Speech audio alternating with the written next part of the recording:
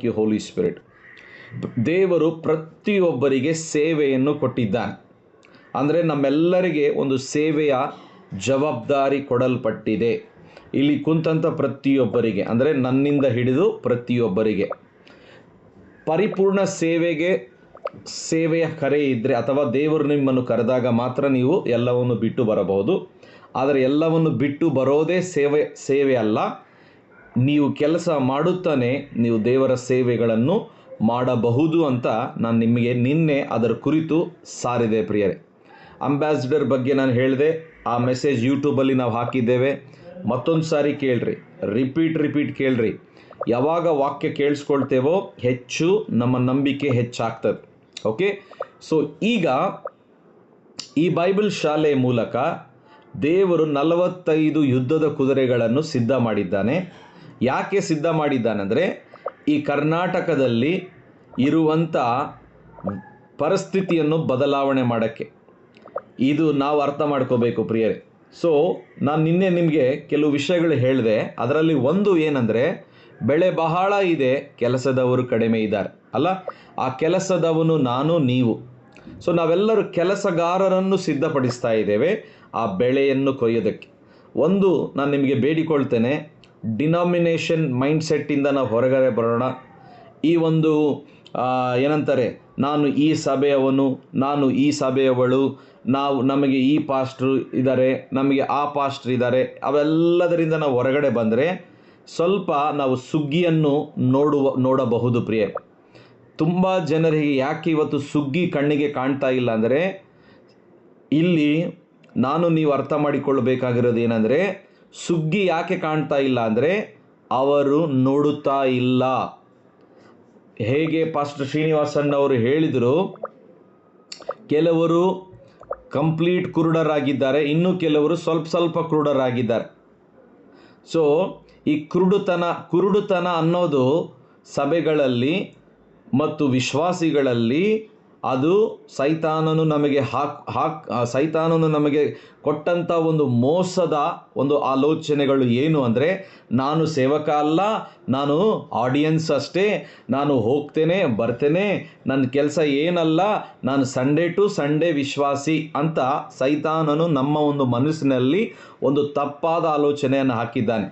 ಅದನ್ನು ನಾವು ತೆಗೆದುಹಾಕಿ ನಾವು ಹೇಗೆ ಸಿದ್ಧ ಆಗಿದ್ದೇವೋ ಮುಂದಿನ ದಿನಗಳಲ್ಲಿ ಇನ್ನೂ ಅನೇಕರನ್ನು ಸಿದ್ಧಪಡಿಸಬೇಕು. ಇದು ಏನೋ ಪಾಸ್ಟರ್ ಭಾಷಾದ ಟೀಚಿಂಗ್ ಅಲ್ಲ, ಇದೇನೋ ಪಾಸ್ಟರ್ ಶ್ರೀನಿವಾಸಣ್ಣದು ಟೀಚಿಂಗ್ ಅಲ್ಲ, ಇದು ಏನೋ ಎಲ್ ಶಡೈ ಮಿನಿಸ್ಟ್ರೀಸ್ ಟೀಚಿಂಗ್ ಅಲ್ಲ.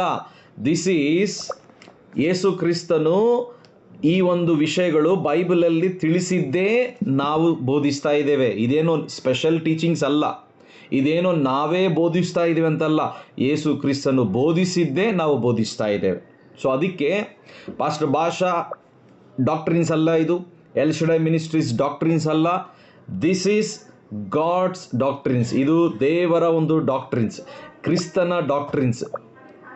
2000 ವರ್ಷದ ಹಿಂದುಗಡೆ ಯೇಸು ಸ್ವಾಮಿ ಹೇಳಿಬಿಟ್ರು, ಹೋಗಿರಿ.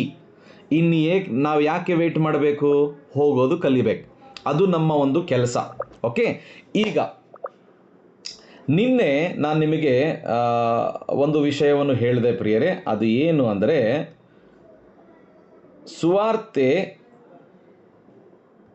ಸುವಾರ್ತೆ ಹೇಗೆ ಸಾರಬೇಕು ಅಲ್ಲ. ಸುವಾರ್ತೆ, how to share the gospel. ನೀವೆಲ್ಲರೂ ಸಾಕ್ಷಿಯನ್ನು ಬರೆದಿದ್ದೀರಂತ ನಾನು ನಂಬ್ತೇನೆ. ಬಟ್ ಎಲ್ಲರ ಸಾಕ್ಷಿ ನಾವು ಕೇಳಲ್ಲ. ಓನ್ಲಿ 5 ಜನ ಮಾತ್ರ ನೀವು ಏನು ಸಾಕ್ಷಿ ಬರೆದಿದ್ದೀರೋ ಹೇಳಬೇಕು. ಸೊ ನೀವು ಕುದುರೆಗಳಾಗಿದ್ದರೆ ನಾನು ಹೇಳ್ತೀನಿ ಅಂತ ನೀವೇ ಫಸ್ಟು ಮೈಕ್ ಆನ್ ಮಾಡಿ ಹೇಳ್ತೀರಿ. ಇವಾಗಲ್ಲ, ಸ್ವಲ್ಪ ಹೊತ್ತು ಕೇಳ್ರಿ. ಹೇಗೆ ಸುವಾರ್ತೆ ಸಾರಬೇಕು ಅಂದರೆ, ನಮ್ಮ ಸಾಕ್ಷಿಯ ಮೂಲಕ, ಥ್ರೂ ಅವರ್ ಟೆಸ್ಟ್ ಮನಿ, ನಮ್ಮ ಸಾಕ್ಷಿಯ ಮೂಲಕ. ಪ್ರತಿಯೊಬ್ಬರು ನಿಮ್ಮ ಸಾಕ್ಷಿಯನ್ನು ಬರೀರಿ. ಎಷ್ಟು ಜನ ಬರೆದಿರಿ? ಒಂದು ತೋರಿಸ್ರಿ, ಥಮ್ಸ್ ಅಪ್ ತೋರಿಸ್ರಿ. 1 2 3 4 5 6 7 8 9 10 11 12 13 13 ಜನ ಬರೆದಿದ್ದೀರಿ ಸಾಕ್ಷಿ. ಇನ್ನು ಬೇರೆಯವರು ಬರೆದಿಲ್ಲ. ನಾಳೆ ನಿಮಗೆ ಸರ್ಟಿಫಿಕೇಟ್ ಕೊಡಲ್ಲ.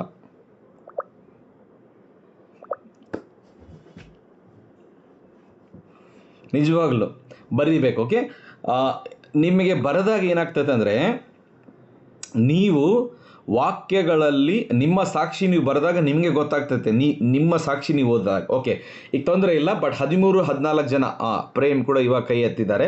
14 ಜನ ಸಾಕ್ಷಿಯನ್ನು ಬರೆದಿದ್ದೀರಿ. ಅದರಲ್ಲಿ ನನಗೆ ಕನಿಷ್ಠ ಏನಿಲ್ಲ ಅಂದರೆ ಕೂಡ ಒಂದು 4 ಜನ ಅವರು ಸಾಕ್ಷಿಯನ್ನು ಹಂಚ್ಕೋಬೇಕು. ಏನಪ್ಪ ಸಾಕ್ಷಿ?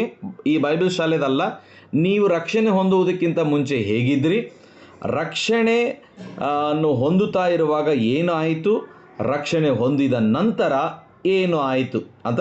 ನಿನ್ನ ಜೀವಿತದ ರೂಪಾಂತರ ಆಗುವುದಕ್ಕಿಂತ ಮುಂಚೆ ರೂಪಾಂತರ ಆಯಿತು ಹೇಗೆ, ಮತ್ತು ನಿನ್ನ ಜೀವಿತ ರೂಪಾಂತರ ಆದ ನಂತರ ಹೇಗೆ ನೀವಿದ್ದೀರಿ. ಓಕೆ, ಈ ಸಾಕ್ಷಿಯನ್ನು ನೀವು ಹಂಚಿಕೊಳ್ಳಬೇಕು. ಓಕೆ, ಈಗ ಸುವಾರ್ತೆಯಲ್ಲಿ ಇರಬೇಕಾದ ವಿಷಯಗಳನ್ನು ಬರೆದುಕೊಳ್ಳ್ರಿ. ನಾನು ಬೇಗ ಹೋಗ್ತೀನಿ. ಓನ್ಲಿ ನಾನು ಈಗ ಒಂದು 15-20 ನಿಮಿಷ ನಾನು ಸಾರ್ತೇನೆ. ಅದಾದಮೇಲೆ ಪ್ರಾಕ್ಟಿಕಲ್ ಆಗಿ ನಾನು ಒಂದು ಡ್ರಾಮಾ, ಒಂದು ಸ್ಕಿಟ್ ಮಾಡಿಸ್ತೇನೆ. ಒಬ್ಬರು ಇದ್ದಾರೆ ಇಲ್ಲಿ ಸ್ಕಿಟ್ ಮಾಡೋರು, ಲೈವ್ ಆಗಿ ನಾವು ಮಾಡ್ತೇವೆ. ಸ್ಕಿಟ್ ಆದಮೇಲೆ ಲಾಸ್ಟ್ ನಿಮ್ಮ ಸಾಕ್ಷಿಗಳನ್ನು ನಾವು ಕೇಳಬೇಕು. ನೀವು ಹೇಗೆ ರಕ್ಷಣೆ ಹೊಂದಿದ್ದೀರಿ, ರಕ್ಷಣೆ ಹೊಂದುವುದಕ್ಕಿಂತ ಮುಂಚೆ ನೀವು ಹೇಗಿದ್ರಿ. ಈಗ ಭಾಳ ಪ್ರಾಮುಖ್ಯವಾದ ವಿಷಯಗಳು ನಾವು ಕಲಿಯಕ್ಕಿದ್ದೇವೆ. ಸುವಾರ್ತೆಯಲ್ಲಿ ಇರಬೇಕಾದ ವಿಷಯಗಳು. ನಂಬರ್ 1, ಸುವಾರ್ತೆಯಲ್ಲಿ ಇರಬೇಕಾದ ವಿಷಯ ಅದೇನೆಂದರೆ ಗಾಡ್ಸ್ ಲವ್. ನಿಮಗೆ ಸ್ಕ್ರೀನಲ್ಲಿ ಬರ್ತಾ ಇದೆ, ದೇವರ ಪ್ರೀತಿ, ಗಾಡ್ಸ್ ಲವ್. ಈ ವಚನ ನಿಮಗೆ ಬೈ ಹೆಟ್ ಗೊತ್ತಿರಬೇಕು. ನೀವು ಸುವಾರ್ತಿಕರಾಗಿ ಇವಾಗ ಹೋಗ್ತಾ ಇದ್ದೀರಿ, ಸುವಾರ್ತೆಯನ್ನು ಸಾರಕ್ಕೆ ನೀವು ಹೋಗ್ತಾ ಇದ್ದೀರಿ. ದೇವರು ಈ ಲೋಕವನ್ನು ಎಷ್ಟೋ ಪ್ರೀತಿ ಮಾಡಿ ತನ್ನ ಒಬ್ಬನೇ ಮಗನನ್ನು ಕೊಟ್ಟನು, ಆತನನ್ನು ನಂಬುವವರು ಒಬ್ಬರಾದರೂ ನಾಶವಾಗದೆ ಎಲ್ಲರೂ ನಿತ್ಯ ಜೀವವನ್ನು ಪಡೆದುಕೊಳ್ಳುವರು. ಓಕೆ, ಸುವಾರ್ತೆಯಲ್ಲಿ ಇರಬೇಕಾದ ಮೊದಲನೇ ವಿಷಯ ದೇವರ ಪ್ರೀತಿ. ಪ್ರಶ್ನೆ ಕೇಳ್ತೇನೆ. ಸಿಸ್ಟರ್ ಸ್ನೇಹ ನಮಗೆ ಉತ್ತರ ಹೇಳ್ತಾರೆ. ಮೈಕ್ ಆನ್ ಮಾಡಿ. ಸಿಸ್ಟರ್, ನೀವು ದೇವರನ್ನು ಮೊದಲು ಪ್ರೀತಿ ಮಾಡಿರಾ ಅಥವಾ ದೇವರು ನಿಮ್ಮನ್ನು ಮೊದಲು ಪ್ರೀತಿ ಮಾಡಿದಾನೆ? ದೇವರು ನಮ್ಮನ್ನು ಮೊದಲು ಪ್ರೀತಿ ಮಾಡಿದಾನೆ. ಸೂಪರ್. ಸೊ ಈಗ ಆಯಿತು, ಈಗ ಮೈಕ್ ಆಫ್ ಮಾಡಿ ಸಿಸ್ಟರ್. Thank you. ಅಂದರೆ ಸಿಸ್ಟರ್ಗೆ ಅರ್ಥ ಆಯಿತು ಅಂದರೆ ನಮ್ಮೆಲ್ಲರಿಗೆ ಅರ್ಥ ಆದಂಗೆ ಮೊದಲು ದೇವರು ನಮ್ಮನ್ನು ಪ್ರೀತಿ ಮಾಡಿದ್ದಾನೆ. ಹಾಗೆ ಜನರನ್ನು, ಅನ್ಯ ಜನರನ್ನು, ಬೆಳೆ ಅಥವಾ ನಶಿಸಿ ಹೋಗುವ ಜನರನ್ನು ಮೊದಲು ಯಾರು ಪ್ರೀತಿಸಬೇಕು? ಅವರು ನಮ್ಮನ್ನು ಪ್ರೀತಿಸಬೇಕಾ ಅಥವಾ ನಾವು ಅವರನ್ನು ಪ್ರೀತಿಸಬೇಕಾ? ಸಿಸ್ಟರ್ ಅಂಜಲಿ ಹೇಳಿ, ನೀವು ಹೇಳಿ. ಅನ್ಯ ಜನರು ನಮ್ಮನ್ನು ಪ್ರೀತಿಸಬೇಕಾ ಅಥವಾ ನಾವು ಅನ್ಯ ಜನರನ್ನು ಪ್ರೀತಿಸಬೇಕಾ? ಮೊದಲು ನಾವು ಅನ್ಯ ಜನರನ್ನು ಪ್ರೀತಿಸಬೇಕಣ್ಣ. Very good, wonderful. ಓಕೆ, ಇದರ ಅರ್ಥ ಕ್ರಿಸ್ತನ ಪ್ರೀತಿ ನನ್ನಲ್ಲಿ ಇರುವಾಗ ಆ ಪ್ರೀತಿ ನಾನು ಅನ್ಯ ಜನರಿಗೆ ತೋರಿಸಬೇಕು. ಈಗ ಪ್ರೀತಿ ತೋರಿಸುವುದು ಅನೇಕ ವಿಧಾನಗಳಿದ್ದಾವೆ. ಬಟ್ ಒಂದು ವಿಧಾನ, ಕ್ರಿಸ್ತನ ಪ್ರೀತಿ ನಿನ್ನನ್ನು ಏನು ಮಾಡಿದೆ, ನಿನಗಾಗಿ ಏನು ಮಾಡಿದೆ. ಕ್ರಿಸ್ತನ ಪ್ರೀತಿಯಲ್ಲಿ ತ್ಯಾಗ ಇದೆ. ಕ್ರಿಸ್ತನ ಪ್ರೀತಿಯಲ್ಲಿ ಆತನು ಏನು ಅಪೇಕ್ಷೆ ಮಾಡಿಲ್ಲ ನಮ್ಮಿಂದ, ಆತನೇ ಬಲಿಯಾಗಿ ತನ್ನನ್ನು ತಾನು ಅರ್ಪಣೆ ಮಾಡಿದ ಅಲ್ಲ. ಕ್ರಿಸ್ತನ ಪ್ರೀತಿ, ದೇವರ ಪ್ರೀತಿ ನಮ್ಮಲ್ಲಿ ಇರುವುದಾದರೆ ನಾವು ಜನರಿಗಾಗಿ ಸಮಯವನ್ನು ತ್ಯಾಗ ಮಾಡ್ತೇವೆ, ನಮ್ಮ ಹಣವನ್ನು ತ್ಯಾಗ ಮಾಡ್ತೇವೆ. ನೋಡ್ರಿ, ಪ್ರೀತಿ ಏನಾಗಿದೆ ಅಂತ ಬೈಬಲ್ ಹೇಳ್ತೈತೆ. ನೀವು ಆಮೇಲೆ ಓದ್ಕೊಳ್ರಿ. ಪ್ರೀತಿ ಹೊಟ್ಟೆ ಕಿಚ್ಚು ಪಡುವುದಿಲ್ಲ. 1 ಕೊರಿಂಥಿ 13ನೇ ಅಧ್ಯಾಯದಲ್ಲಿ ನೀವು ಓದ್ರಿ. ಕೊನೆಗೆ 3 ಉಳಿತಾವಂತ. ಕೊನೆಗೆ 3 ಉಳಿತವೆ: ಪ್ರೀತಿ, ನಿರೀಕ್ಷೆ, ನಂಬಿಕೆ. ಈ 3ರಲ್ಲಿ ದೊಡ್ಡದು ಯಾವುದು ಅಂದರೆ ಪ್ರೀತಿ. ಕರೆಕ್ಟಾ? ಈ 3ರಲ್ಲಿ ದೊಡ್ಡದು ಯಾವುದು ಅಂದರೆ ಪ್ರೀತಿ. ರೈಟ್.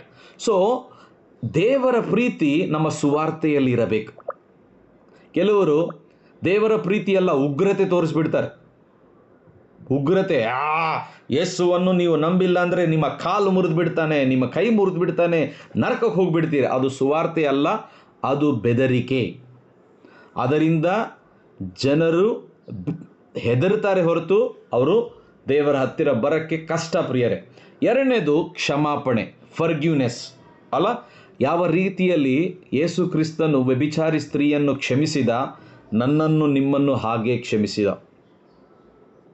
ಸುವಾರ್ತೆಯಲ್ಲಿ ಎರಡನೇದು ನಮಗೆ ಇರಬೇಕಾಗಿರೋದೇನೆಂದರೆ ಕ್ಷಮಾಪಣೆ ಬಗ್ಗೆ ನೀವು ಹೇಳಬೇಕು.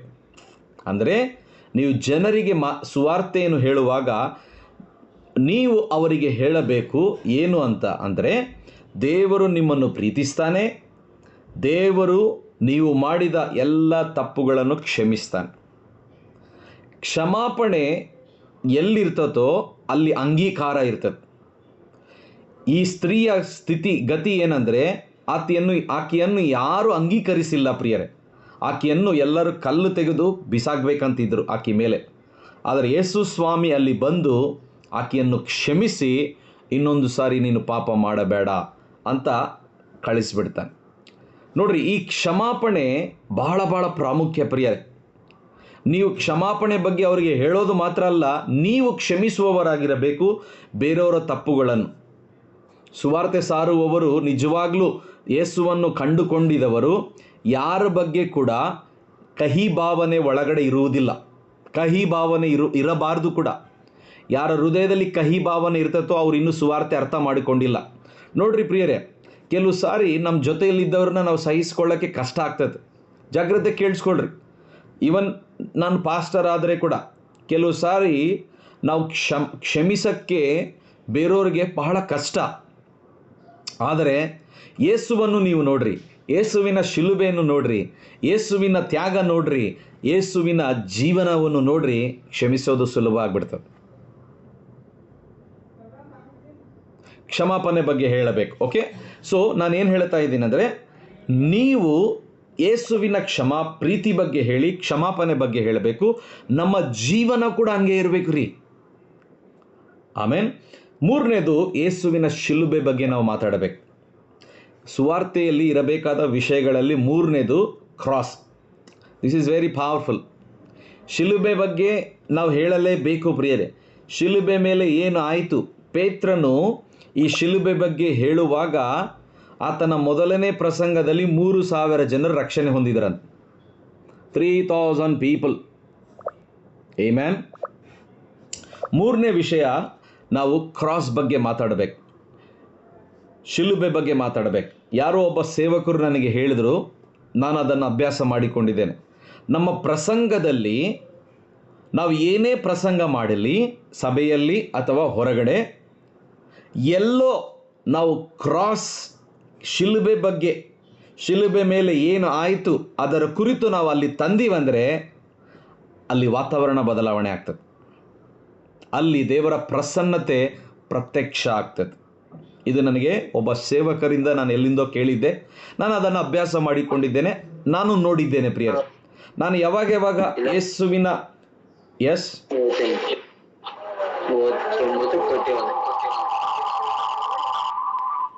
ಮೈಕ್ ಆಫ್ ಮಾಡ್ರಿ, ಯಾರ್ದು ಆನ್ ಆಗಿದೆ? ಹರ್ಷ,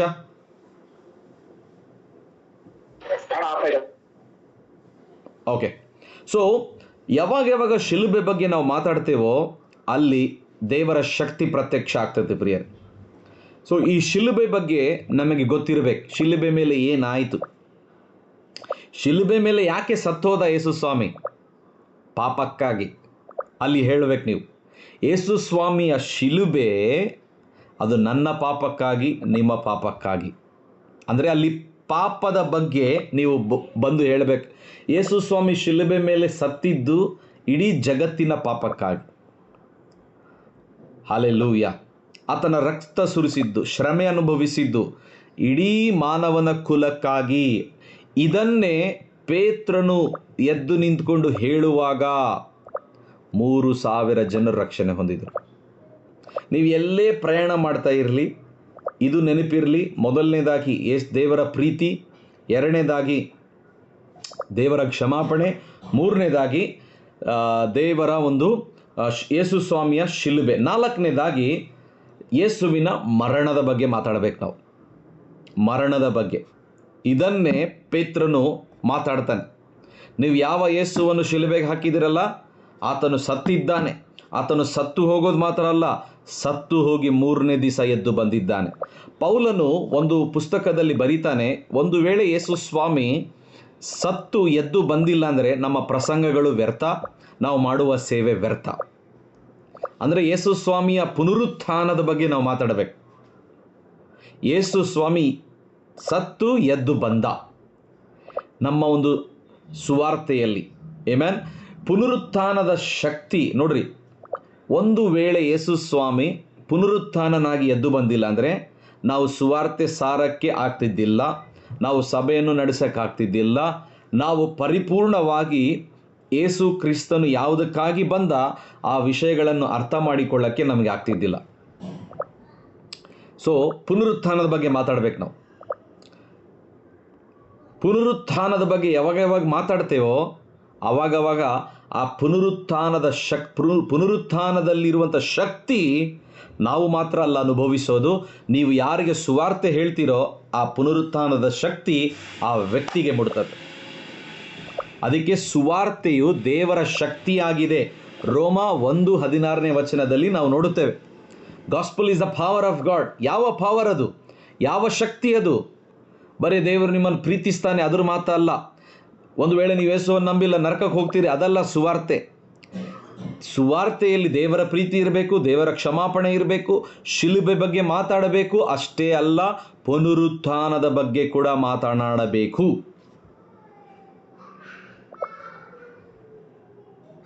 ಒಂದು ಕಡೆ ನಮ್ಮ ಸಾಕ್ಷಿ, ಇನ್ನೊಂದು ಕಡೆ ಈ ವಿಷಯಗಳು ನಾವು ಇಟ್ಟುಕೊಂಡು ಮಾಡಿದ್ರೆ ಖಚಿತವಾಗಿ ದೇವರ ಆತ್ಮನು ಅಲ್ಲಿ ಕಾರ್ಯ ಮಾಡ್ತಾನೆ. ಪ್ರಿಯರೇ ನೋಡ್ರಿ, ಅಲ್ಟಿಮೇಟ್ ನಾವು ದೇವರ ಪ್ರೀತಿ ಬಗ್ಗೆ ಹೇಳುವಾಗ, ದೇವರ ಕ್ಷಮಾಪಣೆ ಬಗ್ಗೆ ಹೇಳುವಾಗ, ದೇವರ ಒಂದು ಶಿಲುಬೆ ಬಗ್ಗೆ, ಕ್ರಿಸ್ತನ ಶಿಲುಬೆ ಬಗ್ಗೆ ಹೇಳುವಾಗ ಅಲ್ಟಿಮೇಟ್ ಅಲ್ಲಿ ಆಗುವಂಥ ಕಾರ್ಯ ಏನು ಗೊತ್ತಾ?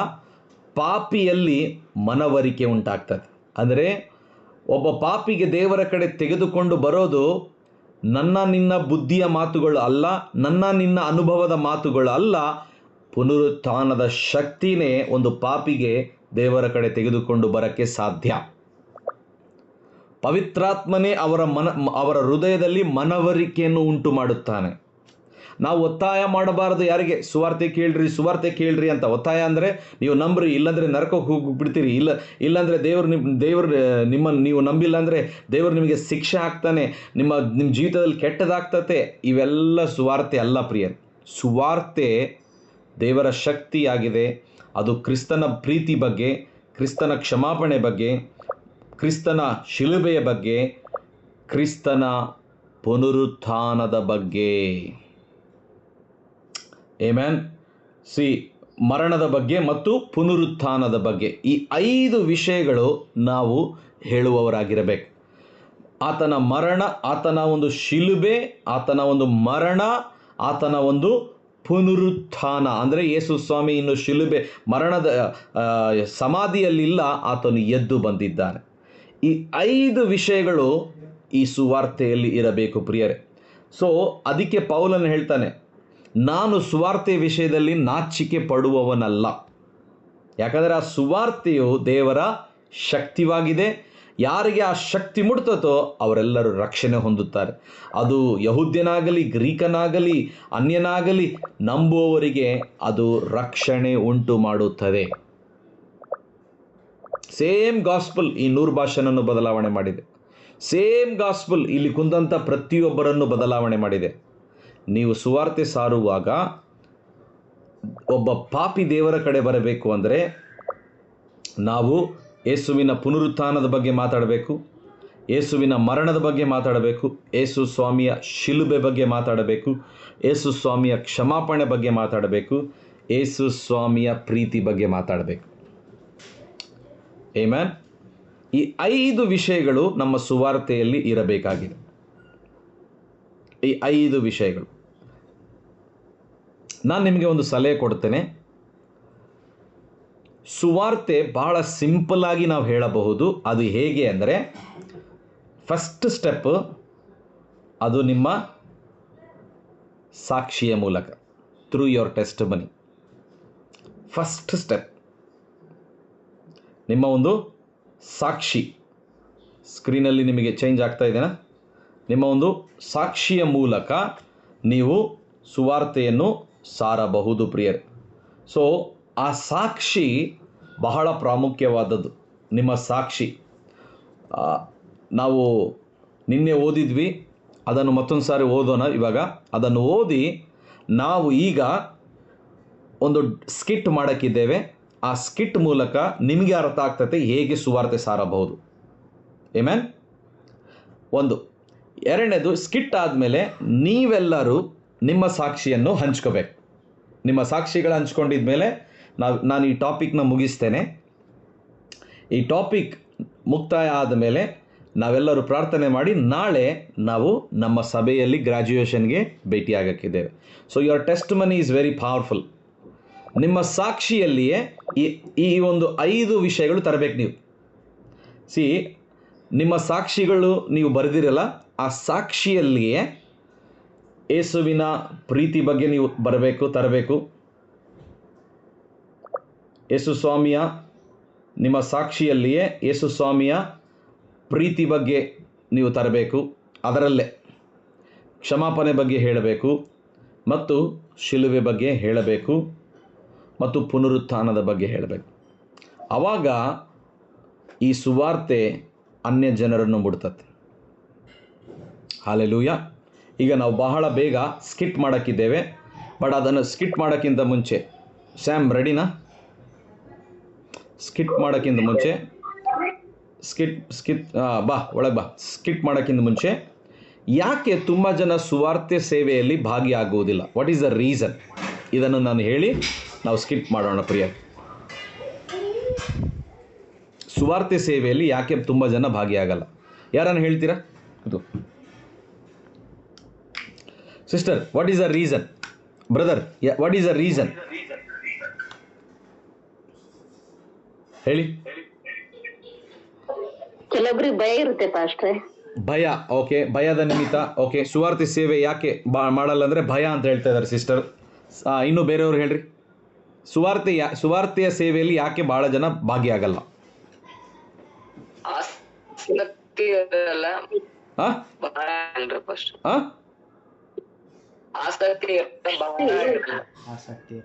ನೀನು ನಮ್ಮ ಸ್ಟೂಡೆಂಟ್, ನೀನು ರಿವೀಲ್ ಮಾಡಬೇಡ. ಇರು, ನೀನು ನಮ್ಮ ಸ್ಟೂಡೆಂಟ್, ನೀನು ಕೇಳಿ ಟಾಪಿಕ್ ಇದು ಅವಾಗೆ.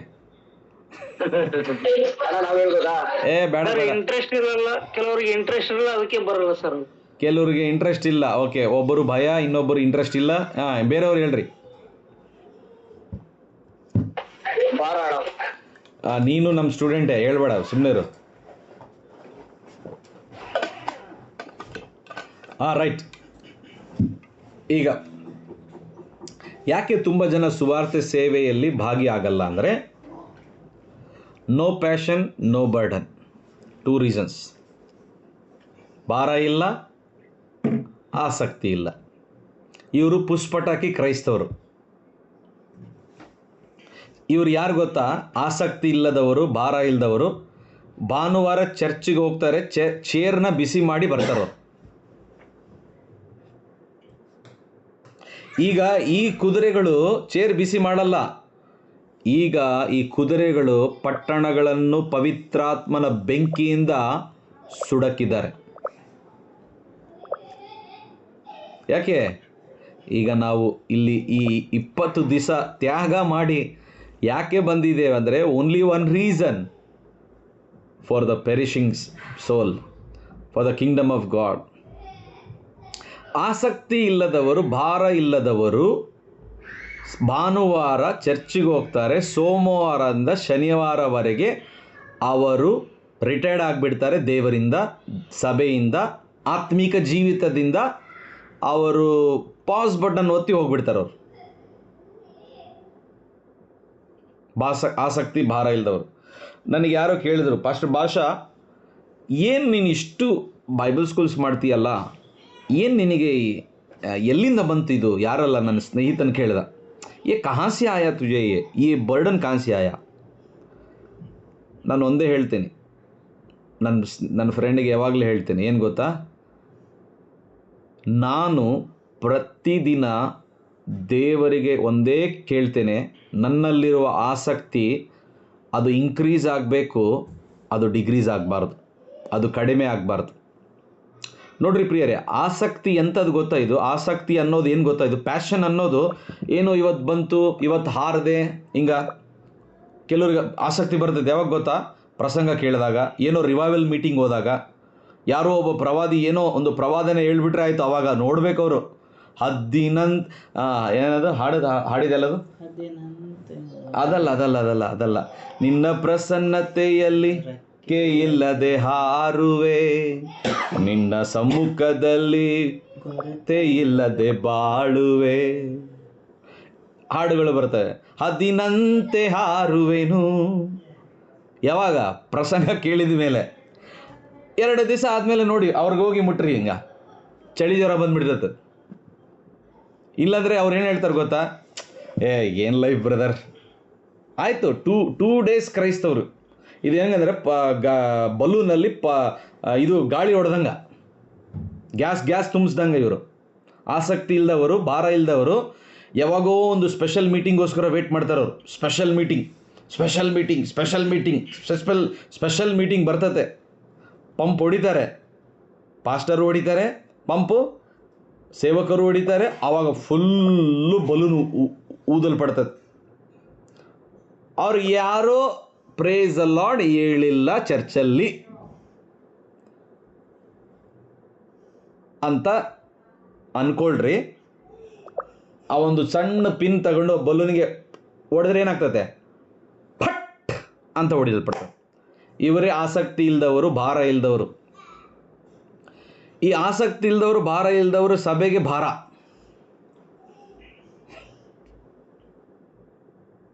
ಆಸಕ್ತಿ ಇಲ್ಲದವರು, ಭಾರ ಇಲ್ಲದವರು ಪಾಸ್ಟರ್ಗೆ ಭಾರ. ಆ ಕಡೆ ಬಿಸಿ ತುಪ್ಪ ಬಾಯಲ್ಲಿ ಇಟ್ಕೊಂಡಂಗ ನುಂಗಂಗಿಲ್ಲ, ಉಗಳಂಗಿಲ್ಲ. ಅಲ್ಲ ಬ್ರದರ್, ಏನು ಹೇಳ್ತೀರಿ? ಕರೆಕ್ಟಾ ಅಲ್ಲ ಬ್ರದರ್? ಕರೆಕ್ಟ್ ಅನ್ನೋರು ತಮ್ಮ ತೋರಿಸ್ರಿ, ನನ್ನ ಜೊತೆ ಒಪ್ಕೋಬೇಕು ನೀವು. ಮತ್ತೆ ನೀವು ಕುದುರೆಗಳೀಗ, ಅದಕ್ಕೆ ಈ ಲ್ಯಾಂಗ್ವೇಜ್ ಮಾತಾಡ್ತಿದ್ದೀನಿ. ಹಾಲು ಕುಡಿಯೋರು ಇದ್ದರೆ ಏನಿಲ್ಲ, ಗಾಡ್ ಬ್ಲೆಸ್ ಯು, ದೇವರು ನಿಮ್ಮನ್ನು ಆಶೀರ್ವದಿಸ್ತಾನೆ, ನಾವೆಲ್ಲ ಇದ್ದೀವಿ ನಿಮ್ಮ ಜೊತೆ, ದೇವರು ನಿಮ್ಮ ಸಂಗಡ ಇದ್ದಾನೆ, ನಿಮ್ಮ ಸಭೆಗಳು ಚೆನ್ನಾಗಿರ್ತವೆ. ಇವಾಗ ನೀವೆಲ್ಲ ಕುದುರೆಗಳು. So what is the reason ಸುವಾರ್ತೆ ಸೇವೆಯಲ್ಲಿ ಜನರು ಭಾಗಿಯಾಗಲ್ಲ ಅಂದರೆ ಈ 2 ರೀಸನ್. ಆಸಕ್ತಿ ಇಲ್ಲ, ಭಾರ ಇಲ್ಲ. ಈಗ ಆಸಕ್ತಿ ಎಲ್ಲಿಂದ ಬರ್ತದೆ ಹೇಳ್ರಿ? ಭಾರ ಎಲ್ಲಿಂದ ಬರ್ತದೆ ನಮಗೆ? ವಚನ ಬರ್ಕೊಳ್ರಿ, ನೀವು ಆಮೇಲೆ ಓದ್ಕೊಳ್ರಿ, ಓದೋದು ಬೇಡ. ರೋಮನ್ಸ್ 12:10-11 ಬರೆಯಲ್ಪಟ್ಟಿದೆ, ಸೇವೆಯಲ್ಲಿ ಆಲಸ್ಯವಾಗಿರಬೇಡ, ಆತ್ಮದಲ್ಲಿ ಆಸಕ್ತರಾಗಿದ್ದು ಕರ್ತನನ್ನು ಸೇವಿಸುವರಾಗಿ. ಪ್ಯಾಷನ್ ಈಸ್, ನನಗೆ ಪ್ಯಾಷನ್ ಭಾಳ ಇಷ್ಟ ಪ್ರಿಯರು.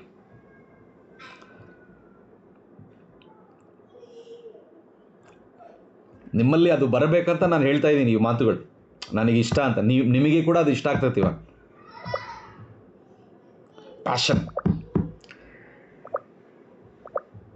ಪ್ಯಾಷನ್ ಇದ್ದವರು ಫ್ಯಾಷನ್ ಮಾಡಲ್ಲ, ಫ್ಯಾಷನ್ ಇದ್ದವರು ಪ್ಯಾಷನ್ ಇರಲ್ಲ.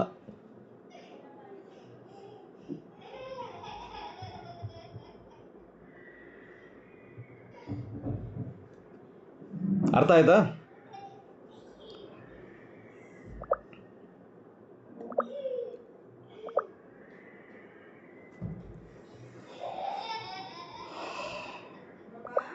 ಅನೇಕ ವಿಷಯಗಳಿದ್ದಾವೆ. ಹಾರ್ವೆಸ್ಟ್ ಈಸ್ ರೆಡಿ, ಸುಗ್ಗಿ ಸಿದ್ಧ ಆಗಿದೆ. ಒಂದಿನ ಯೇಸು ಸ್ವಾಮಿ ತನ್ನ ಶಿಷ್ಯರಿಗೆ ಹೇಳ್ತಾನೆ, ಕಣ್ಣುಗಳನ್ನು ಎತ್ತಿ ನೋಡ್ರೋ, ಸುಗ್ಗಿ ಸಿದ್ಧವಾಗಿದೆ. ಶಿಷ್ಯರು ಏನು ಹೇಳ್ತಾರೆ ಗೊತ್ತಾ?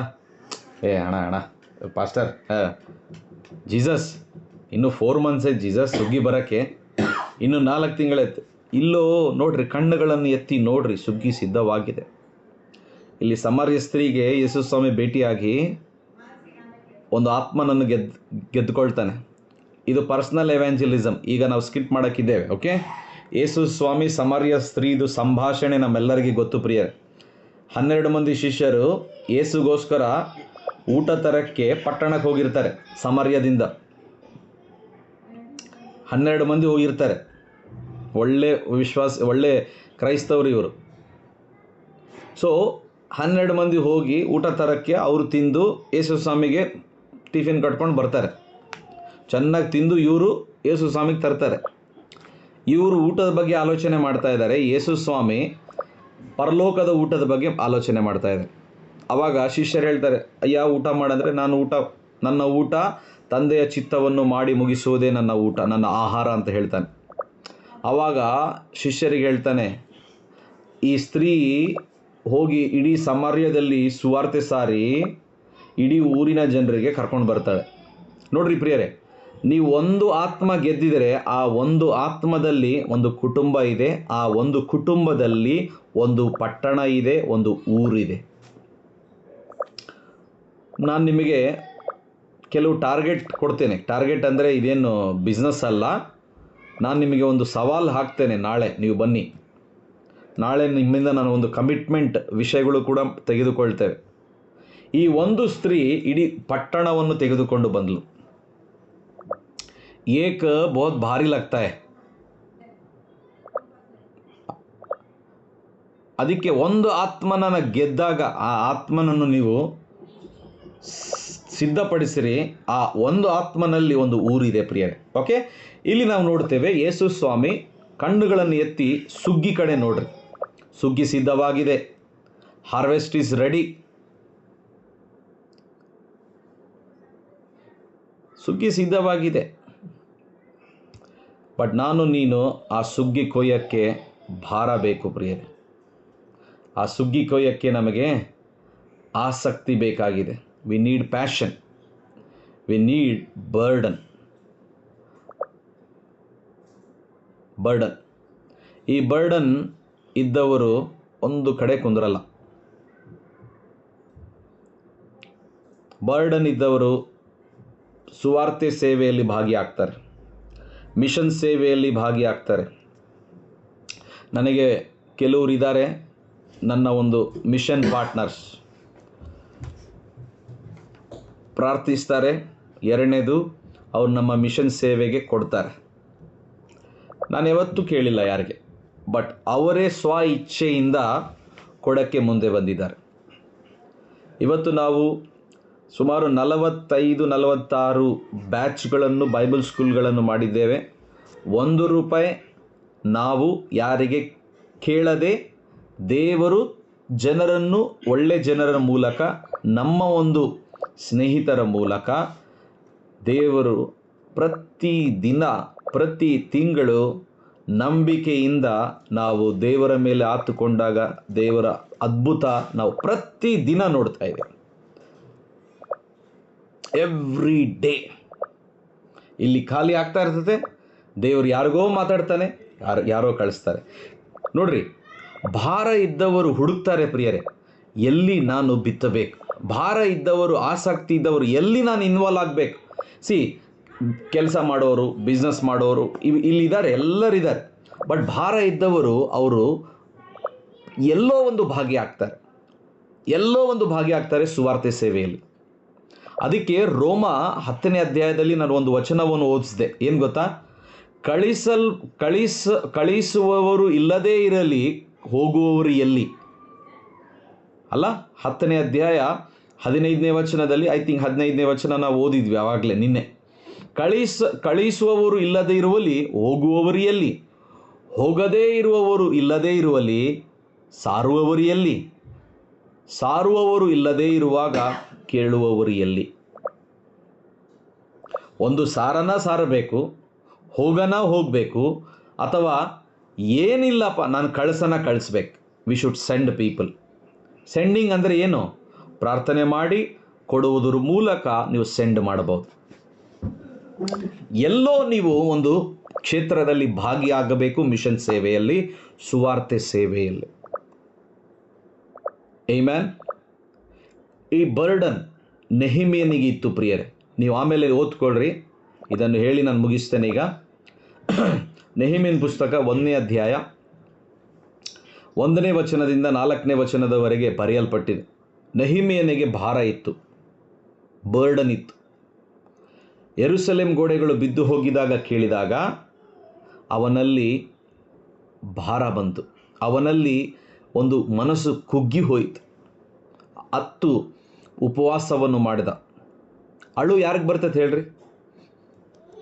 ಹೃದಯ ಮುರಿಯಲ್ಪಟ್ಟವರಿಗೆ ಮಾತ್ರ ಅಳು ಬರ್ತದೆ. ಇವತ್ತು ನಿಮ್ಮ ಪಟ್ಟಣ ನಶಿಸಿ ಹೋಗ್ತಾ ಇದೆ, ನಿಮ್ಮ ಊರುಗಳು ನಶಿಸಿ ಹೋಗ್ತಾ ಇದ್ದಾವೆ. ಈಗ ಸುವಾರ್ತೆ ಹೇಗೆ ಸಾರಬೇಕಂತ ನಮ್ಗೆ ಗೊತ್ತು ಪ್ರಿಯರೇ, ಹೆಚ್ಚು ತಲೆ ಕೆಡಿಸ್ಕೊಳ್ಳೋದು ಬೇಕಾಗಿಲ್ಲ. ಸುವಾರ್ತೆ ಹೇಗೆ ಸಾರಬಾರದು ಅದು ಕೂಡ ಹೇಳ್ತೀನಿ ನಾನು ನಿಮಗೆ ಆಮೇಲೆ. ಈ ಒಂದು ಸೆಷನ್ ಆಗಲಿ, ನಾವು ಸ್ಕಿಟ್ ಮಾಡ್ತೇವೆ, ನಿಮ್ಮ ಸಾಕ್ಷಿಗಳು ಕೇಳಿಸ್ಕೊಳ್ಳೋಣ.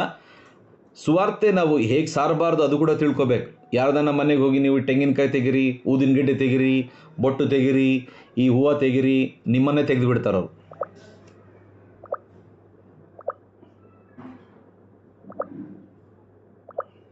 ನಿಮ್ಮನ್ನೇ ತೆಗೆದು ಬಿಡ್ತಾರೆ. ಸುವಾರ್ತೆ ಅದಲ್ಲ.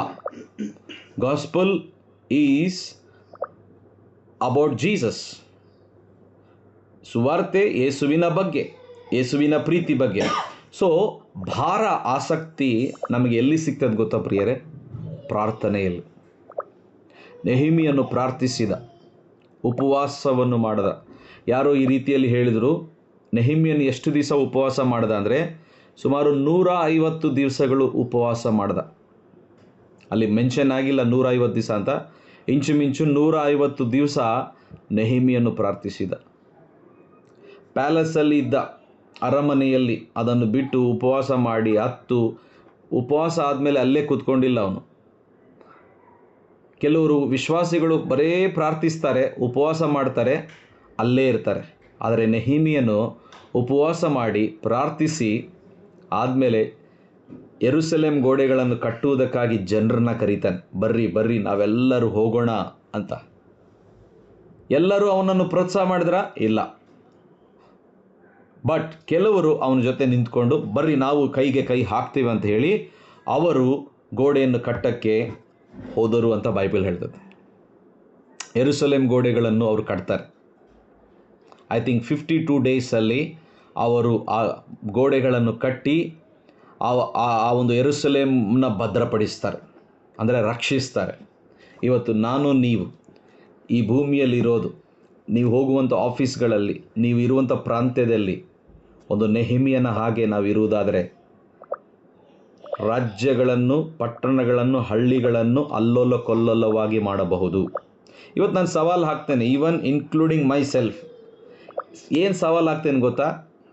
ಪ್ರಾಣ ಇರೋವರೆಗೂ ನೀನು ಬರೇ ಆರಾಮ್ ಜೀವಿತ ಜೀವಿಸೋಕ್ಕೆ ಆಯ್ಕೆ ಮಾಡ್ತಿದೆಯಾ, ಅಥವಾ ನೆಹೆಮೀಯನ ಹಾಗೆ ಇಲ್ಲ ನಾನು ಜಾಡಿಸ್ಕೊಂಡು ನನ್ನ ಕೈಯಲ್ಲಿ ಇರಲಿ ಇಲ್ಲದೆ ಇರಲಿ ನಾನು ಹೋಗಿ ಸುವಾರ್ತೆ ಸಾರ್ತೇನೆ, ಜನರನ್ನು ಕರಿತೇನೆ, ದೇವರ ಬಳಿಗೆ ನಾನು ದೇವರ ರಾಜ್ಯವನ್ನು ಕಟ್ಟಿ ಜನರನ್ನು ದೇವರ ಬಳಿಗೆ ಕರೆತರ್ತೇನೆ.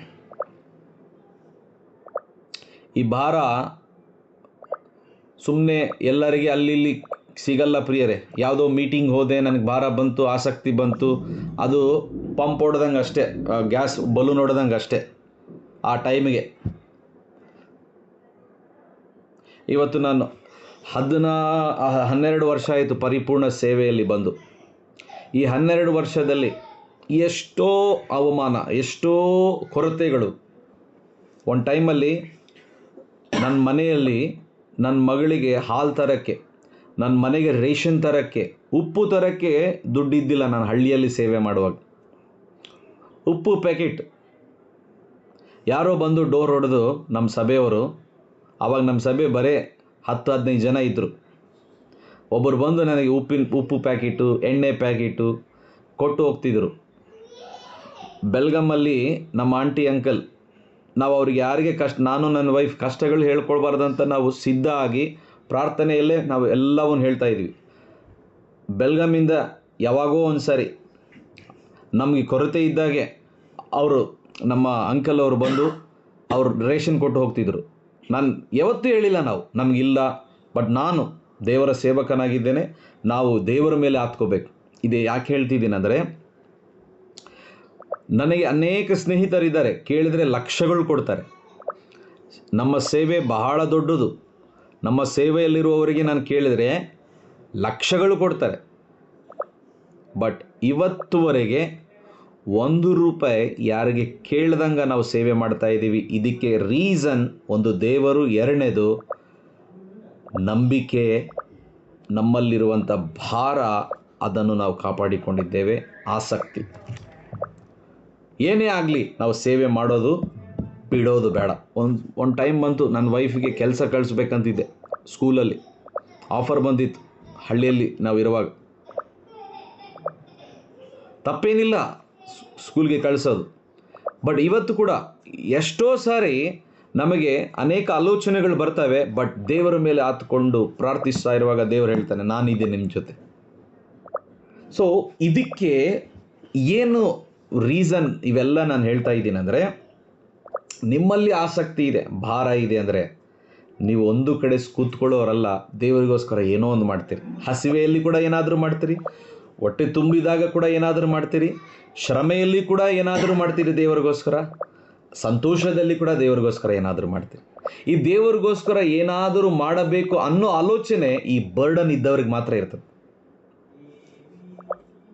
ಈ ಬರ್ಡನ್ ಇಲ್ಲದೆ ಇರೋರಿಗೆ, ಕೆಲವ್ರು ಇದ್ದಾರೆ, ಮನೆಗೆ ಹೋಗೋದು, ಪ್ರೇಯರ್ ಮಾಡೋದು, ಕಾಣಿಕೆ ಕೇಳೋದು, ಪ್ರೇಯರ್ ಮಾಡೋದು, ಕಾಣಿಕೆ ಕೇಳೋದು, ಪ್ರೇಯರ್ ಮಾಡೋದು, ಯಾಕಪ್ಪ ಮನೆ ವಿಸಿಟಿಂಗ್ ಮಾಡ್ತಾರೆ ಅಂದರೆ ಪ್ರೇಯರ್ ಮಾಡೋದು, ಕಾಣಿಕೆ ಕೇಳೋದು. ಆ ಕಾಣಿಕೆಯಿಂದಲೇ ನಮ್ಮ ಮನೆ ನಡೆಯೋದು. ಕೆಲವ್ರು ಹೇಳ್ತಾರೆ ಅವನು ಸೇವಕನೇ ಅಲ್ಲ, ಹೊಟ್ಟೆಪಾಡಿಗಾಗಿ ನಾವು ಸೇವೆಗೆ ಬಂದಿಲ್ಲ, ಹೊಟ್ಟೆಪಾಡಿಗಾಗಿ ನಾವು ಸೇವೆಯನ್ನು ಮಾಡ್ತಾ ಇಲ್ಲ. ನಾವು ಸೇವೆ ಮಾಡ್ತಾ ಇರೋದು ನಶಿಸಿ ಹೋಗುವಂಥ ಆತ್ಮಗಳು ದೇವರ ಬಳಿಗೆ ಬರಬೇಕು, ದೇವರ ರಾಜ್ಯ ಕಟ್ಟಬೇಕು, ದೇವರ ರಾಜ್ಯ ನಮ್ಮ ಮೂಲಕ ವಿಸ್ತಾರ ಆಗಬೇಕು. ಅದಕ್ಕಾಗಿಯೇ ನಾವು ಸೇವೆ ಮಾಡುವವರು. ನಾವು ಎಲ್ಲೇ ಇರಲಿ, ಈ ಆಸಕ್ತಿ, ಈ ಒಂದು ಭಾರ ನಮ್ಮಲ್ಲಿ ಇರುವುದಾದರೆ ನಾವು ಏನೋ ದೇವರಿಗೋಸ್ಕರ ಮಾಡ್ತೇವೆ. ಈ ಆಸಕ್ತಿ ಎಲ್ಲಿ ಸಿಗ್ತದೆ? ಈ ಭಾರ ಎಲ್ಲಿ ಸಿಗ್ತದೆ? ಪ್ರಾರ್ಥನೆಯಲ್ಲಿ ಸಿಗ್ತದೆ ಪ್ರಿಯರೇ. ನಾನು 2 ನಿಮಿಷ ಪ್ರಾರ್ಥನೆ ನಡೆಸ್ತೇನೆ. ಎಲ್ಲರೂ ವಿಡಿಯೋ ಆನ್ ಮಾಡಿಕೊಳ್ಳ್ರಿ. ಇದೊಂದು ದೇವರ ಪ್ರಸನ್ನತೆಯ ಸಮಯ. ದಯಮಾಡಿ ವಿಡಿಯೋ ಆನ್ ಮಾಡಿರಿ. Thank you Jesus.